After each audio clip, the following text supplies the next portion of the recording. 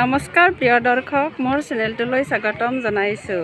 আজি মই আহিছোঁ উজিৰদৰ দেৱালয়ৰ প্ৰাংগণত হোৱা মা কামাখ্যা আৰু মা গোসানীৰ পূজাত। আপোনালোককো দেখুৱাই আছোঁ, নিশ্চয় আপোনালোকেও প্ৰথমৰ পৰা শেষলৈকে উপভোগ কৰিব।